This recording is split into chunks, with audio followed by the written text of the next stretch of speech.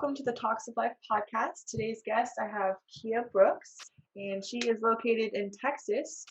She actually reached out to me online and offered some words of insight of how she wanted to share her message of a few different things about the music industry and the work that she does with Lone Star School of Music. So, Kiah, if you'd like to introduce a little bit more about yourself and your connection with music. Yeah. Thanks, Brittany. Like she said, my name's Kiah. We are based here in Austin, Texas. I work with Lone Star School of Music. I started off as the event coordinator and assistant to the COO and the owner of the school. And since then, I've kind of been growing my position here and integrating myself more into the company and just learning more about this faction of the music industry. So Lone Star School of Music has been around for about a decade. Brian, the current owner, he bought it 5 years ago. And when he bought it, it wasn't doing its best. There's a lot of teachers going in and out. We saw a lot of disorganization with the admin side of things, which, as you know, rolled over to our customer service side of things. So when Brian came in, he got with Claudia. She's the COO. They made hires throughout this time and have been able to really rein in the schools and make them a pretty big success here. I'd say we are probably one of the more functioning music schools here. In this industry, having a music school, it's a little bit weird because it's so dependent on our students and their scheduling that you have these seasons where it's very, very busy. And then you have seasons where everyone's gone. And a lot of this actually aligns with the school system. So that's like another challenge we've been facing during this pandemic is a lot of our business plays off of the school when it starts and when it finishes. So now that people are like, are we in school? Are we out of school? We started school here, but a lot of people are still taking online school. So it affects us majorly here. But fortunately, what we've been able to do is play off of that and tell our clients, yeah, you're not in school. And like I said, make them realize this is another way to take care of yourself, take care of your mental health. Hobbies right now are really important. And that's honestly really goes back to the mission of the school and of what Brian's done with this place, is to instill that love and support that love of music. So I've been loving learning about this. I've touched on events. I've touched on scheduling, coordinating, and the admin side, which is, a totally different ballpark than what I'm used to, but I caught on fairly quickly. And then I get to also integrate my background in being a music teacher myself. So I started teaching in 2015 after I graduated from McNally Smith College of Music, and I've loved it. I've absolutely loved it. I've always had this part of me that was really in tune with being able to like help my peers throughout school, like just acting as like a friend tutor. I'd be the one who would be in like the IB program, writing like outlines for everyone for things to study for our test, and just like doing sessions like that with my peers. And through college, same thing. I would help people with, any projects we had to do for classes, stuff like that. So it's always been something that's in me. So now that I'm here actually learning how this business works, learning being able to communicate to not just the clients and our students, but to the teaching staff also, because they're musicians. So working with them is a little bit different than what I'm used to. Just in my work history, I've been a teacher, but I'd never had to direct teachers. So I feel like now I'm out of that more performing side of teaching and more on that directing side, which is why I'm really excited about us doing Broadway lessons. That's going to be us getting all of these amazing industry professionals together and basically helping them build a teaching schedule, showing them the ins and out of this industry too. Because while they are industry professionals, Broadway is completely different.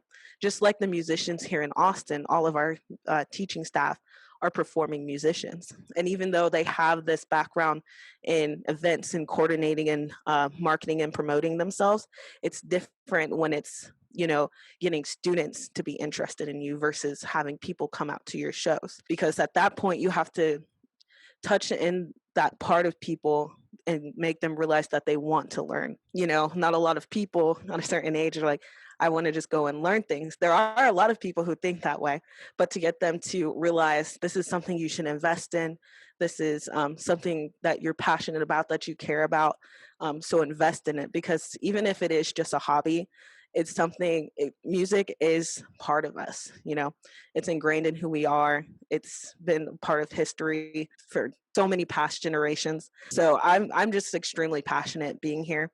It's been a really crazy journey, especially since I became the manager back in March. So that's when the pandemic hit, and that's when we had to switch all of our students to an online platform. So our owner, Brian Goldsmith, he saw the shutdown coming, and he was able to prepare us to switch to that online platform. He let us know we have to be adaptable, we have to adjust, we have to work fast, and we have to work hard. And that's what we did. Me and the admin staff, along with two other managers, Claudia and Sarah, we were able to put together, develop, and train a whole online program in less than a week. And we were able to get 70% of our students to this online platform and keep our teachers working and keep them being able to pay their bills and put food on the table. So it's been really exciting, slightly stressful, but very, very innovative. So I've loved it. I love it. Yeah, that whole adapting phase of quarantine. I think Yeah. everyone's kind of accepted and faced the challenges, but at the same time, it almost just seems like to predict the future of like next week was like the biggest struggle. Of like, well, I don't even know what's happening tomorrow, Mhm. let alone predicting how I'm supposed to be running a business. Sounds like you have a really great support team there, which is a blessing, really. But again, just individuals kind of following their passion and they're doing what they love. Exactly, exactly. And just touching on that again, like everyone here is so passionate that even though our team is small, there's a total of 7 of us on the admin side, running 3 schools and now 2 online schools, and then having our teachers. We all have to remain passionate because every day it's something new. And like you said, being able to adapt and change with this moving pandemic, and what you can do as an actual business, it's made us that much stronger. To be honest, it hasn't broken us. It's made us realize where each and every one of our strengths and weaknesses lie, and we play off of each other's strengths, and we help each other with everyone's weaknesses, and we just build. And every day we're just getting stronger and stronger and stronger, and making our business stronger, and making sure that our teachers are taken care of, and making sure that our students keep having a place to come and express themselves and be passionate without having to worry about what is going on out there right now. Yeah, and I know for myself, I almost use music as an escape, from the real world at times, and I think a lot of people can relate to that. And I mean, for students itself, it's like again, they're just trying to maybe they're not, but their parent wants them to learn, how to play an instrument, whether it's their choice or not. But they still need an outlet to be creative in again what you're saying, just self-expression. Like Such a young age, you need to have that hobby that's pushing you, like mentally, emotionally, and just especially right now when everyone's just going through this like mental drain. Like I don't know anyone who's not like suffering from something from this pandemic, something that's stressing them out. Everyone needs an outlet right now. Like it's so important now more than ever to take care of your mental health. And music is one of those things where it can ease that. That's why we have music therapy. That's why you have so many people who suffer from like Down syndrome and autism, children on the spectrum, who use music to soothe their anxieties and the pressures that come along with those diseases and everything. So that's something we've been trying to tell our clients and tell our students. Don't forget to take care of your mental health. So we've been doing everything that we can, hosting more events even now, even though they're all virtual, we're giving our kids in between those lessons, in between those weekly lessons, something to be doing throughout the week. And it doesn't just help the students, it helps the parents too, because it gives them something to work with their student on, where they don't feel like, oh no, I'm trapped in quarantine with my kid. I'm afraid they're losing all their like social skills. They're losing that outside world aspect. My kids are getting scarred. And on top of that, parents get exhausted. They have to take care of themselves too. So having this type of hobby, one, it lets your student interact with an instructor who they're not used to seeing like all the time. They're not in the house with them all the time. They don't come to the studio all the time.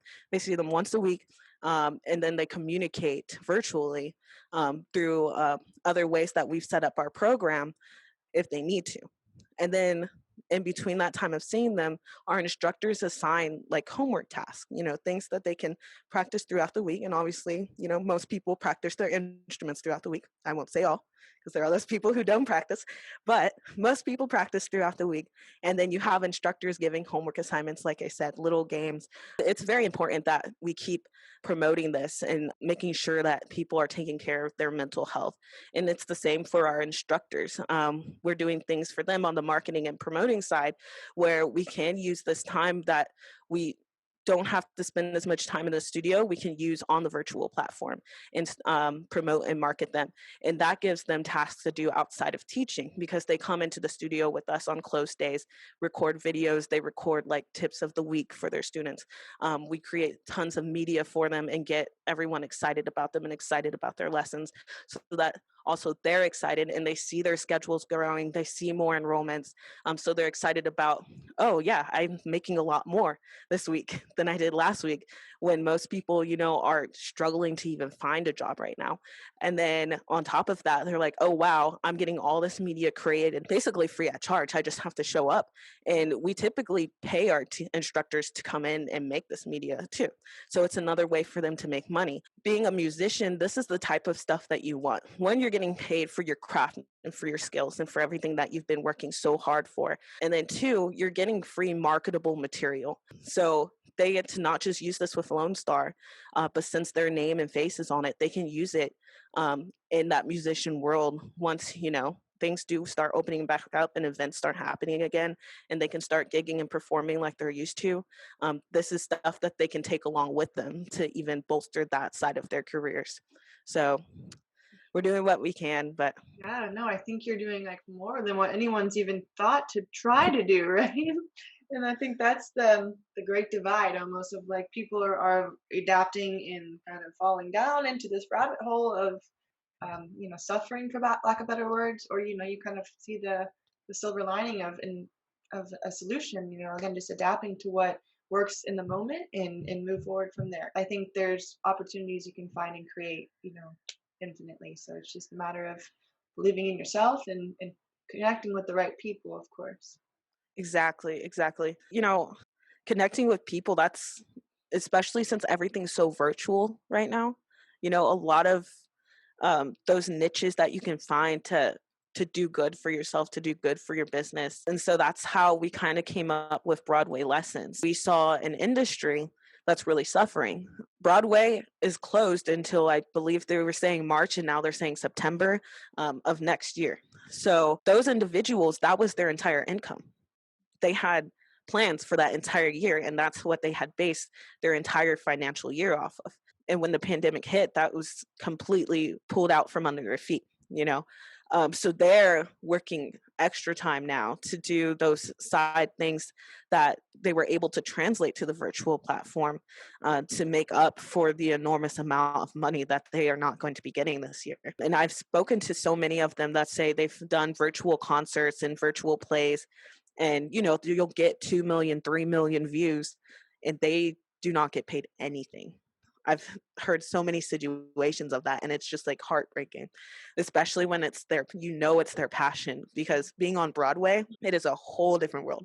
Like, I'm a musician and I've performed, I've worked sound, I've done a lot of AV work, a lot of gigging, but I cannot imagine having to do that in the Broadway industry. They're doing not just AV work and performing, they're acting, dancing, screenplays, directing. There's composition involved, arrangement is involved, and they're going from like 6 a.m.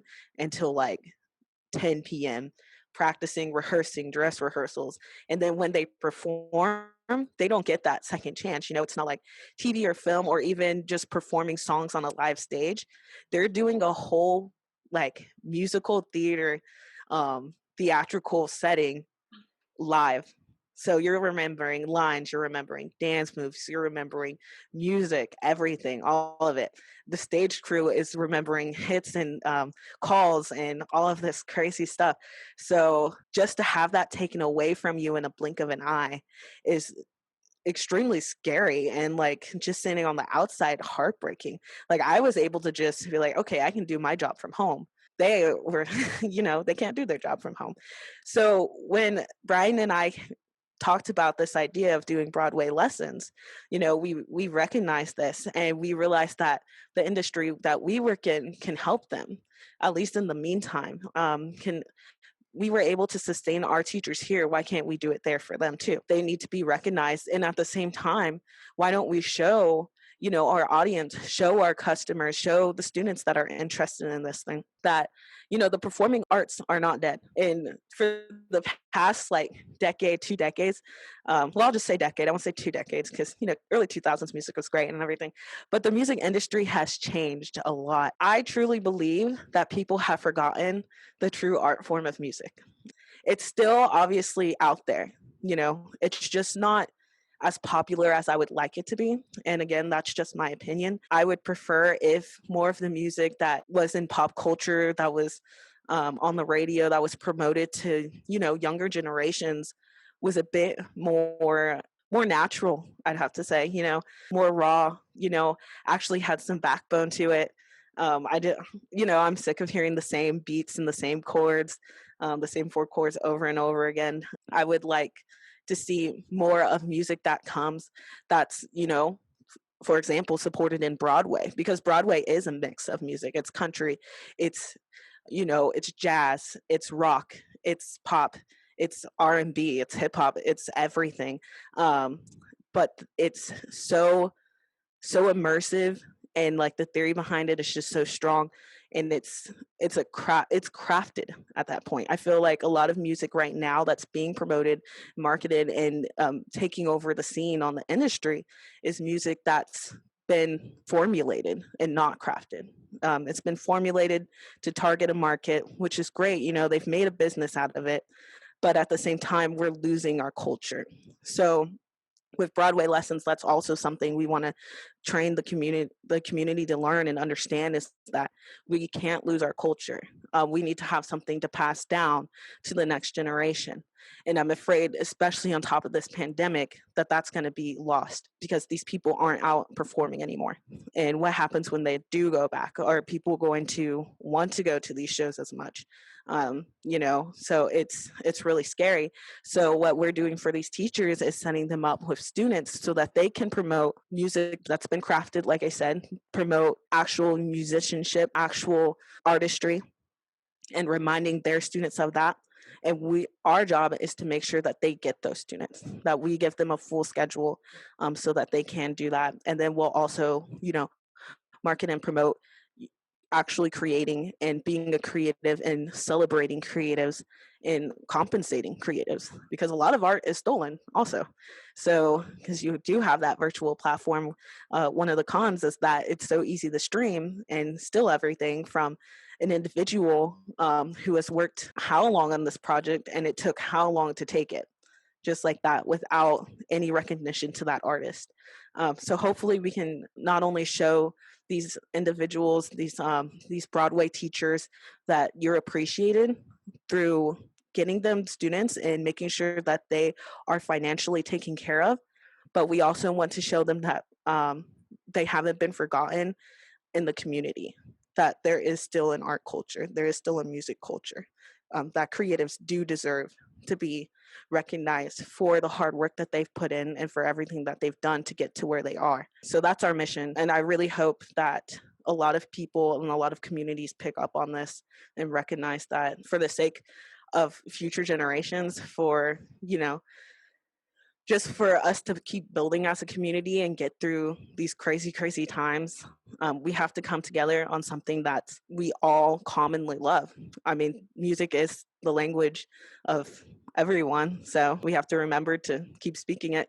Apparently, it's been lost a little bit. So What was the word you used, that the music was crafted, but like yeah, the opposite of what the mainstream media is right now, or mainstream? yeah. So I would say that, like, what we're doing, actual musicians craft. Mhm. Um, and a lot of the music industry now is just a formula. It's formulated music. It's When you say targeted. that, it's almost like a template for, okay, this is your chorus, of course, same. Um, I'm no musician myself, so forgive me for the language You're barrier. fine. But basically, I might hear it might sound the same to me, but, or I'm sorry, different sounds to me. But what you're hearing is the same four chords. So is that, yeah, something that was pretty intentional into targeting like emotions for different um, age groups and things like that? And another thing that I maybe you can share on is how unfortunately some of these lyrics are extremely degrading and sexualized. The 90s music, it was a little bit more poppy about, relating to life and love and things of that nature. And now I just feel like everything is, yeah, this power trip of money and sexualization of, Yeah, unfortunately, kids and women all alike. yeah, yeah. There's so much that goes into answering all of that. And I could go on for days, but basically, I'm gonna kind of condense it here. It's a market, and the music that you typically hear, that you said is highly sexualized, the same tunes, the same four chords. That music is written to specifically hit a demographic, and that's why a lot of it sounds very, very similar.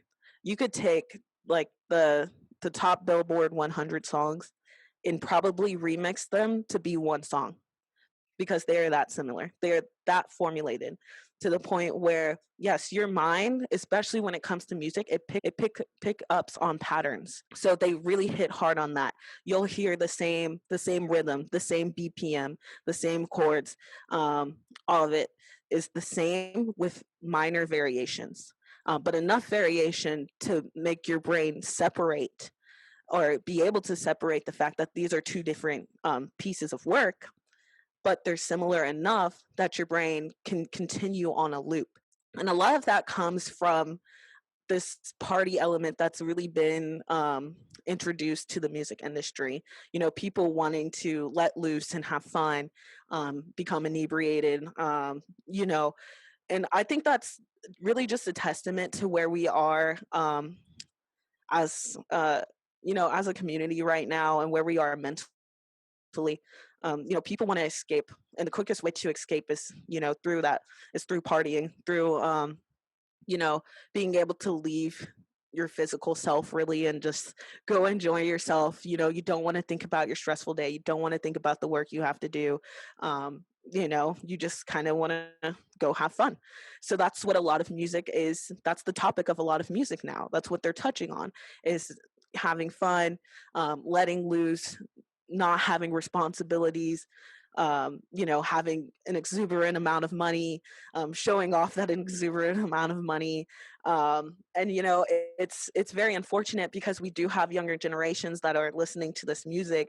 We have TikTok now where people are dancing to this music, and that itself is a promoting platform. So you may not realize it, but you making that video to this song where it's talking about so many inappropriate things and posting it on TikTok, the world's seeing that. And all you're doing is continuing to promote that music and perpetuating this formulated industry that is honestly hurting a lot of like homegrown musicians, a lot of local musicians who actually put in that time and effort to craft songs versus formulate them. Because I can assure you, a lot of the songs that you're listening to right now, you can probably sit down and write one that sounds exactly the same with enough variation that it's different in probably 20 minutes, completely done. And I mean like written, recorded, and edited, mixed, and mastered, and being release worthy in 20 minutes. That's how fast you can get that done.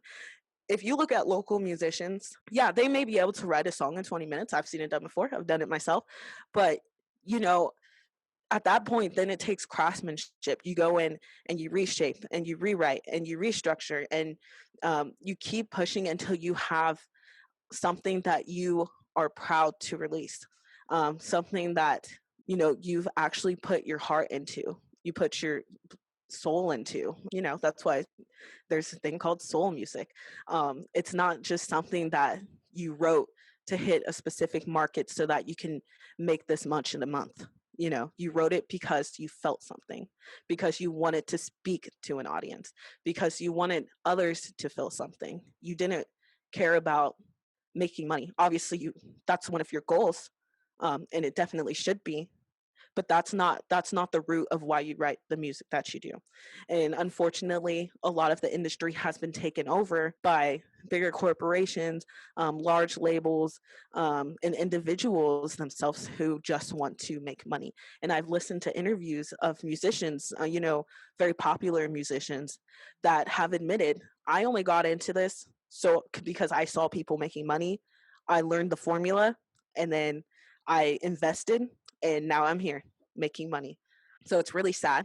Um, it's very, very, as a musician myself, just like heartbreaking, because I would love to start some sort of production company that did support homegrown musicians and individuals, to at least spread a little bit of hope that there are people out there who listen to crafted music versus popular music. And unfortunately, like you said, pop music 20-30 years ago was actually really, really good. I love 70s, 80s, 90s, early 2000s pop music. I love it. It was, yeah, it was pop music. It was catchy, but at the same time, it still had soul. And now when I listen to pop music, when I turn on the popular radio, I'm like, same song over and over and over again. It's a different title, different artist, but it sounds exactly the same, saying the same things. Um, and honestly, it's just, you can tell there's no soul in it. There was no love put into it. It was all about marketing, and it was all about a brand. It's very, very sad. So hopefully with Broadway lessons, we can remind people there is good music out there. There are real musicians out there. Let's go listen to them a little bit. And it's not even to say, let's kick all that music out, because, it is part of the industry. It's never going to go away, and it's not going to stop. But that doesn't mean we can't focus on supporting the music communities that are actually passionate and actually, put their soul and their entire lives into. So it's not just a money game for them, it's their lives. Yeah, and what you're saying about an individual who might be interested in the music industry but is simply doing it because of the money. The reverse side, if someone is following their passion and then is shown the money, I think that can kind of confuse them, and they're taken away from like their true, I guess their why, like why they did start it. And unfortunately, I think that's a whole nother problem with some of these artists that are kind of just starting. Like they're just getting an introduction to the experience, and then oh, it's like this is the potential to create, and then from the next album, it's like you can kind of tell it's not their work anymore, something Hmm. like that. So I've always tried my best to support local artists by going to like microbreweries or just little shows around town. I used to go to a lot of live concerts, music festivals, things of that nature, to again just support people who are not necessarily headlining, but even just trying like their first live stage production themselves. So I think it's something that even as someone who loves music, you have to appreciate it as an art, right? It's more than just what you're saying with the escapism of going to a club and getting extremely intoxicated from there and enjoying the music like that. Yes, there's a time and a place for that, but there's also another time where you can be completely sober and enjoy the rhythm and the frequency for what it is without having any indulging factors. Exactly, exactly. So that's, and even just talking to you, if we can keep getting this message across to people, they're going to say the same things as you, like, yeah, I bet everyone can sit down and list at least 3 songs where it's not popular, it's not on the radio, it's not this formulated music, it's actually music that spoke to them and touched them at some point in their lives. So all we have to do is remind people of that, and then encourage it, keep reminding them, keep saying, come to your lessons every week. Keep saying, try out a star class, a seminar class, a workshop, you know, maybe listen to a different playlist this week, look up a different artist, look up a different instrument, you know, look into the history of music a little bit, and then, instill that passion, and then continue to support that passion. So that's where we're coming from, and how we plan to support those smaller communities and the music industry. And like you said, there's a time and place for popular music. There is. It's just that we can't let it completely, you know, take over the industry. We can't let it harm the other affections of this industry. And it's really sad because, you have all these people who are working really, really hard and, you know, trying to chase after their passion, that, they're probably trying to continue to keep that as their main source of income and not have to switch their careers and then lose the time that they have to put in to continue to support their passion. Because it's not just you wake up and, oh, all of a sudden you're writing songs and you end up on stage. No, that getting to that final stage takes months. It takes time and it takes so much effort. It can be so draining, but at the same time, obviously incredibly rewarding. But it takes a lot. It takes a lot of a person, and it takes a lot of a person to reach that stage where you're standing in front of a crowd, where you're in a studio recording that song. Practice, and investment, which is financially and mentally, and physically, if you look at dancers and people on Broadway. So it's not for the faint of heart. It's not for someone who just has, the right bank account to be able to get into it. It's for people who understand that if you love something, you're going to put that time and effort up front and you're going to invest into your passion. So that's another, kind of battle that side, the more formulated side of the music industry is creating, because now we're competing with such a monster in the industry that getting those gigs is incredibly difficult, and getting just that space in the market to let people know once you do get that gig, because that's where most of your money is coming from. You put months and months and months of investment, and now you're expecting a return, and then you don't get that because um, there's some huge artist performing the same night and their show sold out, and you have 4 people at your show. You can even look at individuals who they're just starting off. Just think about the high schooler who just finished music lessons. They just graduated high school and they're doing open mics and starting their performing career.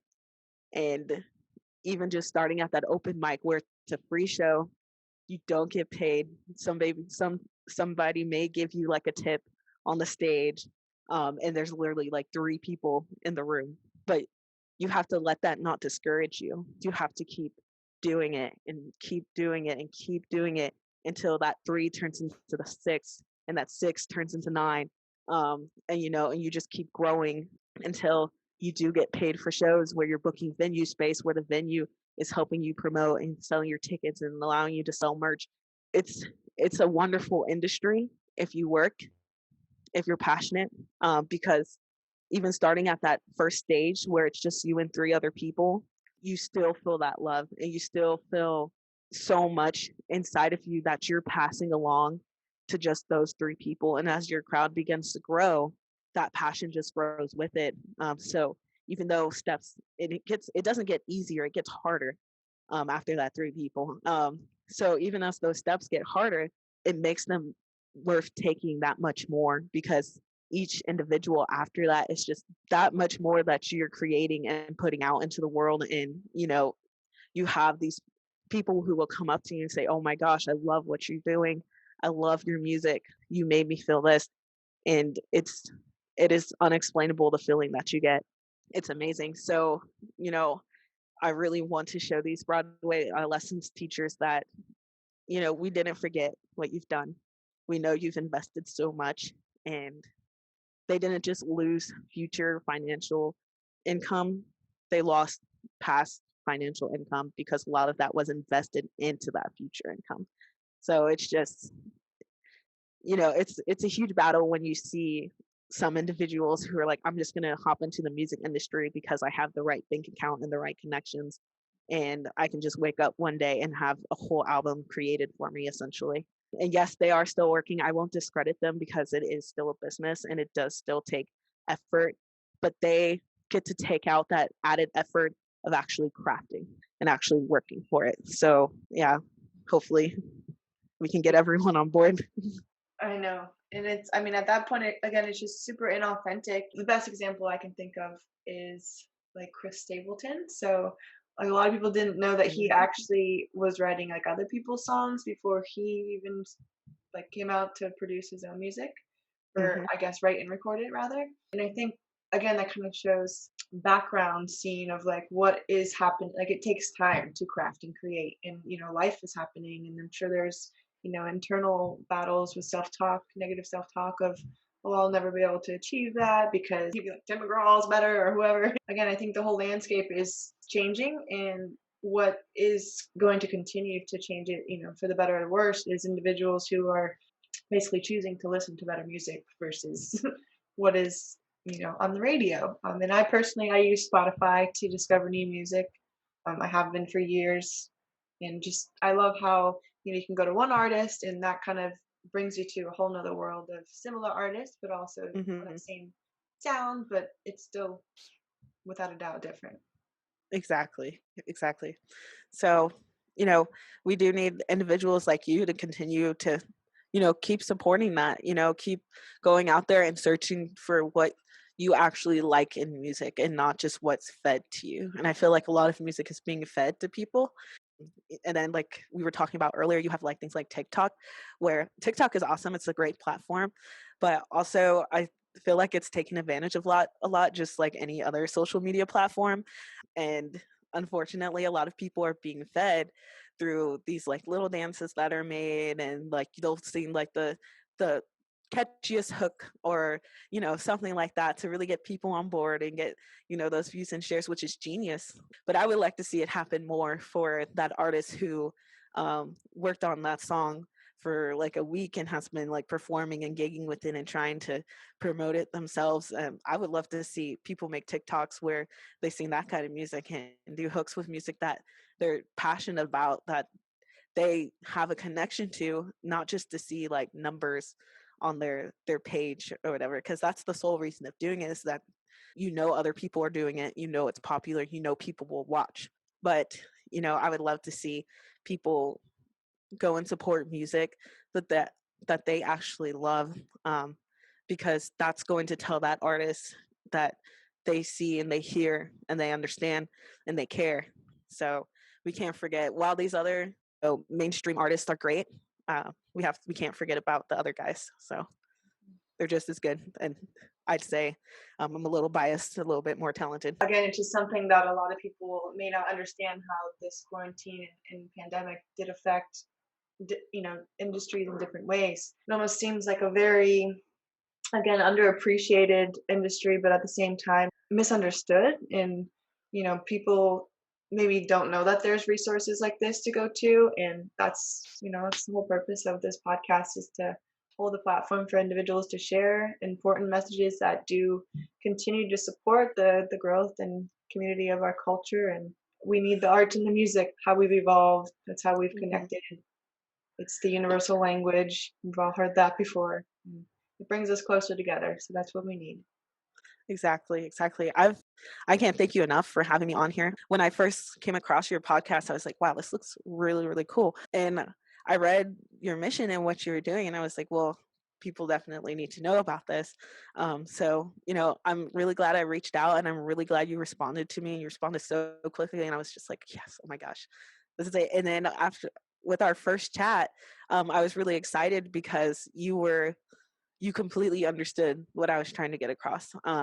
You completely touched into that. And that's how I know that we are going to be successful with this, because everyone listens to music, like we've said multiple times, it's the universal language. If you just lay it out for them, people will understand. And, they're going to not just know that these people are struggling financially and that they need support, but they're going to be like, oh man, you're right. What music is left for future generations? When you think about it, it's really scary, just like a lot of other things going on right now. And unfortunately, the pandemic, it hurt a lot of individuals, and it also exposed a lot of flaws just with society, I think. And I think a lot of people are picking up on that. And I think with your podcast and what you're doing, that you're going to be able to touch upon a lot of those issues and be able to help bolster people who are trying to change these issues and trying to support these causes, and see those differences, so that things aren't so scary anymore. So that we can feel, or at least begin to start healing, and feeling like a community again. So I'm a very big believer in the power of intention. And when I started this, I was like, to structure my mission and vision. It took months, it seemed like, but I wanted to really find the message so people could understand like what it is I'm really trying to do. I'm just one individual that has, I recognize and I've been, educated through my life about some of the global issues we're facing and just some of, the disconnectivity of again society. And I want to bridge that gap and have hope for the future. I don't want to, if I ever do have kids, I don't want to raise them in a world that is more chaotic than what I grew up in. I couldn't imagine. and yeah. I don't even like saying this, but I don't think we've seen the worst. And that's the unfortunate part of, more individuals Hmm. stepping into their power and using their voice to make a difference. We can't continue to let these corporations again feed us the culture that they want us to consume.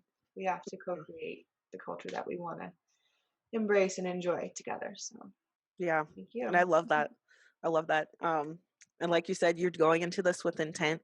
And I feel like as long as there's individuals like you who continue to do that and push that, there is a lot worse to come. But at least we're trying to catch up, For you sure. know. Yeah, I think everyone's doing the again next best thing of just networking and of course giving their own headspace a little bit of peace of mind and knowing that we're not alone. There are people that are doing Broadway lessons virtually. They're reaching out. I mean, you guys have an advantage at this point. You took that first week and you hustled, and now you kind of set up a foundation for yourself to um, give to others, right, and help them Yeah. achieve that. Yeah, it's gonna take a lot of effort on, and it's been continued work. Every day we're facing new challenges and coming up with new solutions, and that's what, like, it's been really scary. As I'm sure it's been like scary for you, especially because you just started this podcast, no, not too long ago. So you've been facing that challenge too, adjusting and adapting to your environment, and being able to, like you said, do everything with intent each day. So every day we're learning something new about, not just our businesses, but about who we are and about what our true intentions are. Are we going into this with true passion, wanting to make a change within ourselves and outside of ourselves and for other people? Or are we just doing this, to make a paycheck, or, to, just a 9 to 5? um, you're not going to see success if that's your mindset. Not when, you're doing something like you yourself, where you're starting this podcast and you're reaching out to individuals and you're creating not just one community, but you're helping create multiple communities with the platform that you have going on. And with myself, I'm trying to, make sure that we keep musicians sustained. And so every day there's a new challenge, because for you, you're talking to different people, different backgrounds, different causes, different businesses, and you're still battling all the noise that surrounds all those individuals, along with the noise that surrounds you and like functioning podcast and successful podcast. So I think as long as, everyone who's doing something like this continues, like you said, to have intent each day, that we'll find success. We'll find success in our own ways. And, if we don't change the world, we'll at least touch a few communities in the process. That's a start.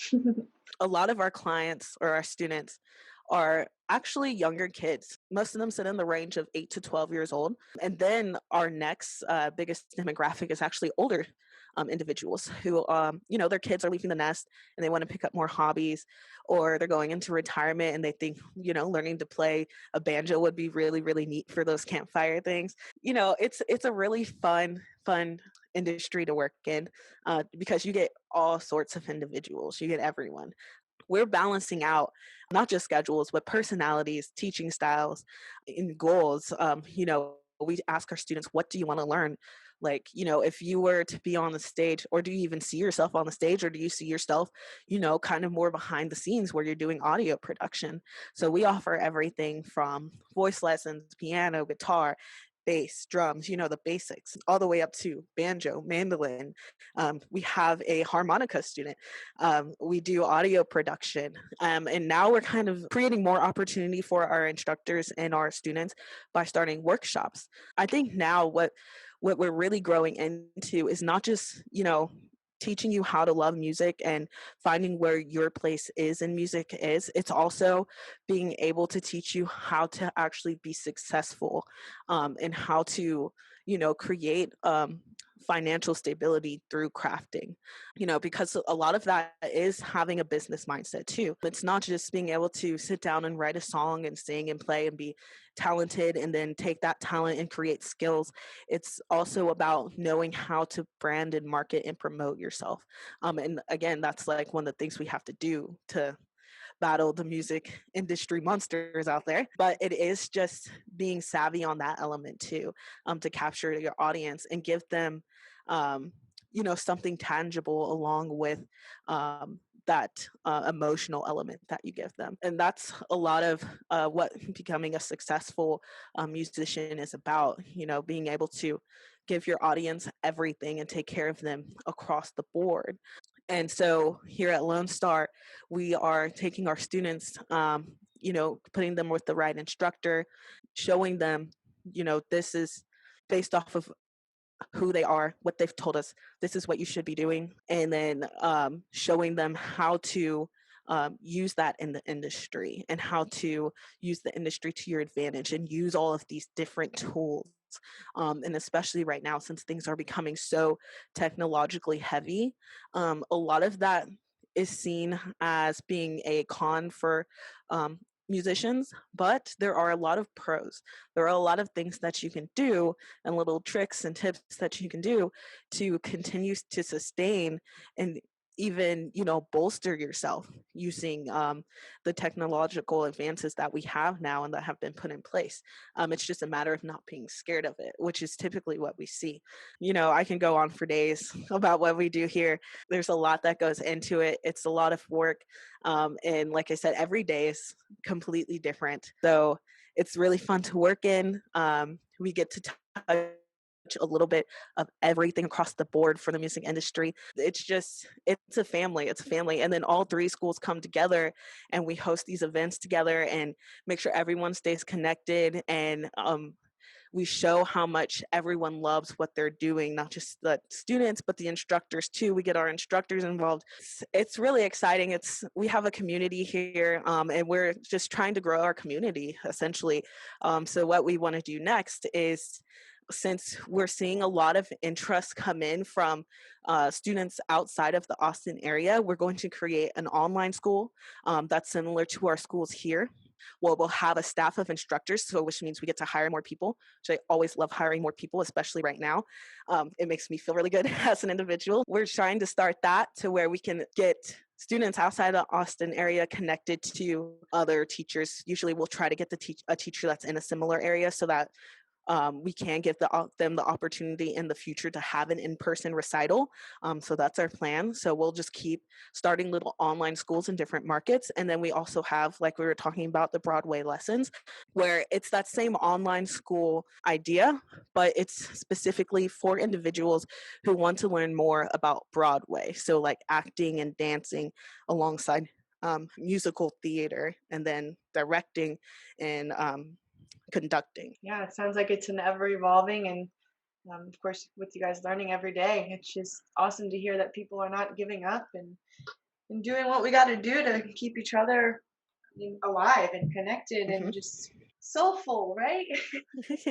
Yes, Music exactly. makes my spirit come alive, and it's silly, but sometimes I do have to go back, time travel into like the 70s and 80s to get that feel Right. good. But there's definitely better music out there for everyone to tune into and discover for themselves. So hope Hmm. this inspires and encourages them to do that.